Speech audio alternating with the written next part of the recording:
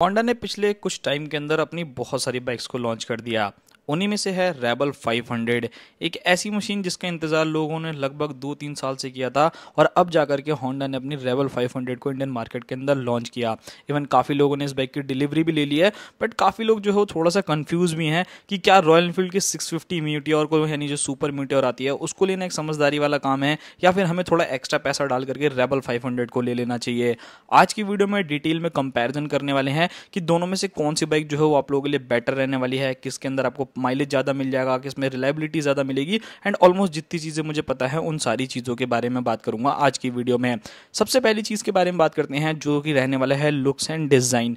यहाँ पर अगर आप रेबल 500 को देखोगे तो आपको एक प्रॉपर क्रूजर वाला फील आएगा, एक गोस्ट राइडर वाला जो फील है ना भाई, डेफिनेटली वो आपको इस बाइक पे आएगा। काफ़ी छोटी सी, काफ़ी ज़्यादा ज़बरदस्त सी बाइक है, मतलब ऐसा देख करके लगता नहीं है कि 500 सीसी की बाइक है। जब भगाओगे ना तो लिटरली आप लोगों को मज़ा आ जाएगा। बाकी अगर लुक्स एंड डिज़ाइन के बारे में बात करूँ तो डेफिनेटली काफ़ी अच्छी डिज़ाइनिंग के साथ जो है ये बाइक आप लोगों को मिल जाती है, जो देखने में काफ़ी बढ़िया है।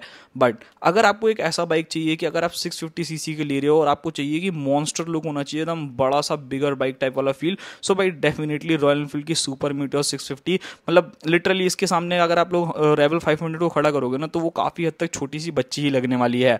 सो आप लोग उस कंडीशन में जो है वो मीटियोर 650 की तरफ जा सकते हैं जो आपकी सुपर मीटियोर है। और अगर आप लोगों को एक ऐसी बाइक चाहिए कि कॉम्पैक्ट चाहिए, ज़्यादा बहुत बिगर वाली फील नहीं चाहिए, तो आप लोग रेबल 500 की तरफ जा सकते हैं। अब बात करते हैं दोनों ही बाइक्स के अंदर आने वाले इंजन के बारे में कि यहाँ पर आपको इंजन कैसा जो है वो देखने को मिलता है। सो सबसे पहले अगर यहाँ पर मैं बात करता हूँ तो रेबल 500 के अंदर आप लोगों को 471 सीसी का पैरेलल ट्विन इंजन देखने को मिलता है जो कि liquid cooled FI BSS compliant engine है। 45.5 bhp का maximum power, 43.3 newton metre of torque जो है ये बाइक जनरेट करती है with a 6 speed gear box. बात करी जाए रॉयल एनफील्ड की सुपर मीटियोर के बारे में, तो यहाँ पर जो इंजन है वो आप लोगों को अच्छा खासा बड़ा देखने को मिलेगा। 648 सीसी का पैरेलल ट्विन इंजन जो कि 46.3 bhp का maximum power and 52.2 newton metre तक का टॉर्क जो है वो जनरेट करता है। अगर आप पावर फिगर्स देखोगे तो लगभग 1 से 1.5 bhp का आप लोगों को पावर में डिफरेंस देखने को मिलेगा। रॉयल एनफील्ड के अंदर आपको 1 से 1.5 bhp ज्यादा मिलेगा, बट अगर आप यहाँ पर टॉर्क देखते हो ना तो वहां पर आपको लगभग 9 न्यूटन मीटर तक का टॉर्क जो है वो डिफरेंस देखने को मिलने वाला है। सो अगर आपको थोड़ा सा एक ऐसी बाइक चाहिए जिसके अंदर थोड़ा वो टॉर्क जो है वो ज्यादा हो, हल्का फुल्का पावर जो है वो ज्यादा हो, सो मैं आपको डेफिनेटली रिकमेंड करूंगा कि आप रॉयल एनफील्ड की तरफ चले जाओ। बट अगर आपको एक ऐसी बाइक चाहिए कि बहुत ज्यादा पावर भी नहीं चाहिए, बहुत ज्यादा टॉर्क नहीं चाहिए, थोड़ी बाइक लाइट वेट होनी चाहिए, छोटी दिखनी चाहिए, सो कंडीशन में जो है वो रेबल 500 एक बेटर ऑप्शन रहने वाला है। अब बात करते हैं भाई इंजन रिलायबिलिटी के बारे में। सो ऑब्वियसली भाई होंडा की, मतलब मैंने बाइक की एक चीज देखी है, कोई सी भी बाइक लॉन्च कर देंगे ना, हर एक कस्टमर ऑलरेडी खड़ा है लाइन में कि बस होंडा तुम लॉन्च तो करो, हम तो लेने के लिए रेडी हैं। सो ऐसा ही कुछ आपको रेबल 500 के साथ देखने को मिलता है जो कि काफी बढ़िया बात है। सो अगर आपको रिलायबिलिटी चाहिए, आप लोगों को कोई ज्यादा इश्यूज नहीं चाहिए, आपको सर्विस कॉस्ट भी काफी हद तक कम चाहिए एक 500 सीसी के हिसाब से देखा जाए, सो मैं आपको रिकमेंड करता हूं आप रेबल 500 की तरफ जा सकते हैं। एंड अगर मैं बात करूं रॉयल एनफील्ड के बारे में ना, तो देखो भाई हर एक बाइक का एक अपना कैरेक्टर, अपना एक नेचर होता है। सो रॉयल एनफील्ड ने वो जो चीजें हैं ना वो शुरू से ही बना रखी हैं। अगर आपको बिग बाइक वाला फील चाहिए, आप लोगों को पैरेलल ट्विन इंजन चाहिए, बड़ा इंजन चाहिए, और आप चाहते हो कि इसके आगे चल के और ज्यादा मॉडिफिकेशन करूं, मेरे को पाइनियर जैसी चीजें लगानी है, उसके साथ बड़ा सा जो है वो फेस लगाना है, तो उन सारी चीजों में कहीं ना कहीं रॉयल एनफील्ड की 650 मीटियोर जो है वो थोड़ी ज्यादा बेटर रहने वाली है। बात करते हैं फीचर्स के बारे में।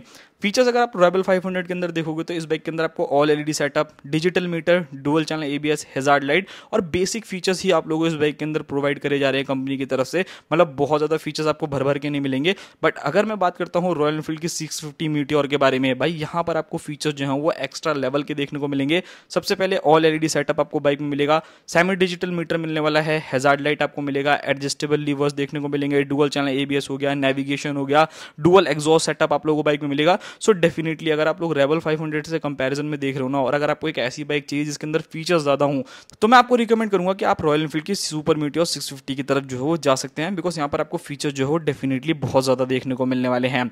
अब बात करते हैं दोनों ही बाइक्स के माइलेज के बारे में एंड वेट के बारे में। तो देखो माइलेज हो सकता है भाई, ऑब्वियसली आप इतनी बड़ी सीसी की बाइक ले रहे हो तो आप इतना ना रखो, बट एक अप्रॉक्स आइडिया देने के लिए मैं आपको बता देता हूँ कि कौन सी बाइक में आपको कितना एवरेज मिल जाएगा।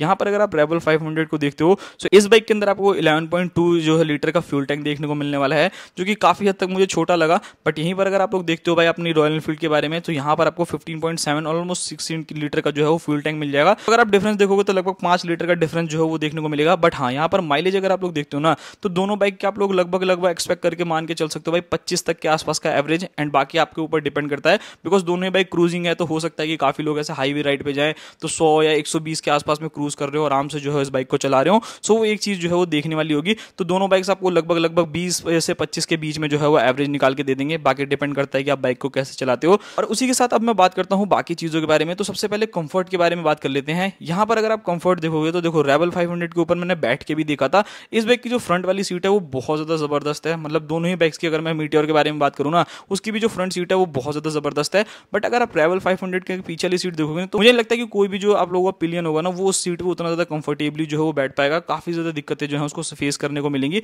बट अगर मैं सुपर मीटियोर में उस चीज की बात करता हूँ ना, तो काफी हद तक अगर आप रेबल के कंपैरिजन में देख रहे हो तो वहां पर आपको जो सीट कंफर्ट है वो उसके अंदर ज्यादा बेटर देखने को मिलेगा सुपर मीटियोर के अंदर। लॉन्ग राइड्स अगर आपको करनी है आप इजीली दोनों बाइक से कर लोगे, कोई दिक्कत वाली बात नहीं है। अब यहाँ पर बात करते हैं बाकी चीजों के बारे में। तो सबसे पहले टायर्स के बारे में बात करता हूँ। यहाँ पर अगर आप लोग टायर देखोगे तो आप लोगों को सुपर मीटियोर के अंदर 190/19 इंच के फ्रंट टायर, 150/80/16 इंच के रियर टायर देखने को मिलने वाले हैं।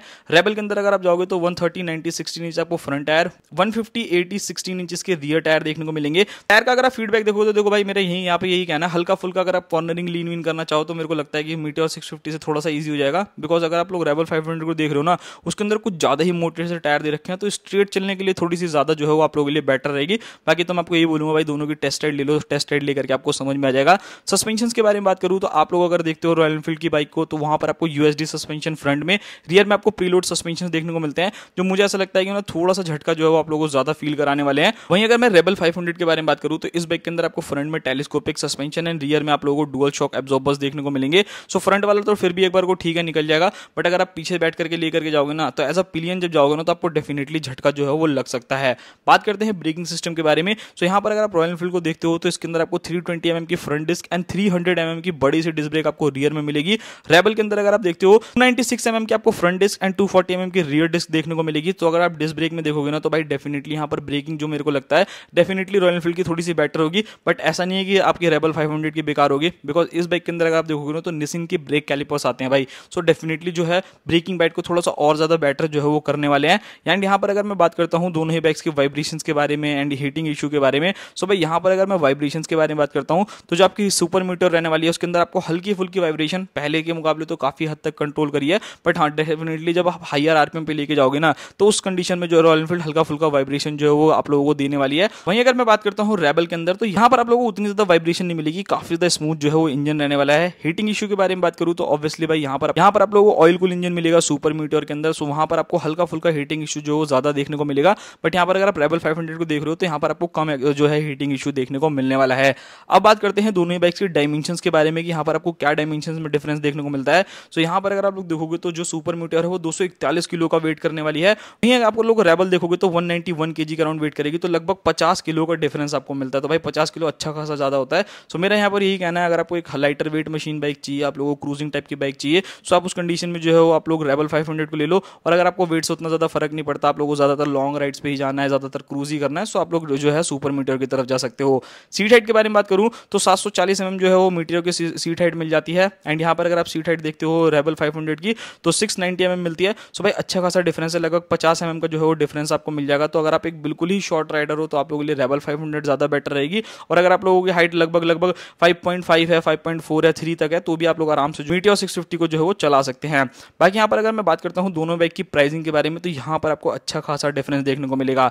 यहाँ पर अगर मैं बात करता हूँ मीटियोर 650 के बारे में, यहाँ पर प्राइसिंग जो है वो 4 लाख से स्टार्ट होकर के इसका मिड वेरिएंट 4,36,000 से लेकर के 4,53,000 रुपए ऑन रोड तक आप लोगों को इसकी प्राइसिंग देखने को मिलेगी। बट अगर आप रॉयल 500 को देखते हो तो उसके अंदर आपको सिर्फ एक वेरिएंट मिलेगा, जहां पर ऑन रोड प्राइस 5,78,000 रुपीज जो है वो ऑन रोड रहने वाली है दिल्ली। सो लगभग 1,25,000 रुपए का डिफरेंस जो है वो निकल करके आता है। तो देखो भाई मेरा यहाँ पर ये कहना है, अगर आपको चाहिए रिलायबिलिटी ज्यादा चाहिए, लाइट वेट मशीन चाहिए, बहुत ज्यादा फीचर्स नहीं चाहिए, नॉर्मल लुक्स अच्छी होनी चाहिए, कंफर्ट जो है राइडर का ज्यादा बेटर होना चाहिए, पिलियन का नहीं भी होगा तो भी चल जाएगा, तो मैं आपको बोलूंगा रेबल 500 की तरफ चले जाओ। अगर आपको एक ऐसी बाइक चाहिए जिसका आपको बिगर बाइक वाला फील चाहिए, आपको फीचर ज्यादा चाहिए, आपको कम प्राइसिंग में चाहिए, 650 सीसी का इंजन चाहिए, तो आप लोगों के लिए मीटियोर 650 ज्यादा बेटर रहेगी। यही था पूरा वीडियो। आई होप आप लोगों को वीडियो पसंद आई होगी। मिलते हैं किसी और नेक्स्ट वीडियो में, तब तक के लिए बाय बाय।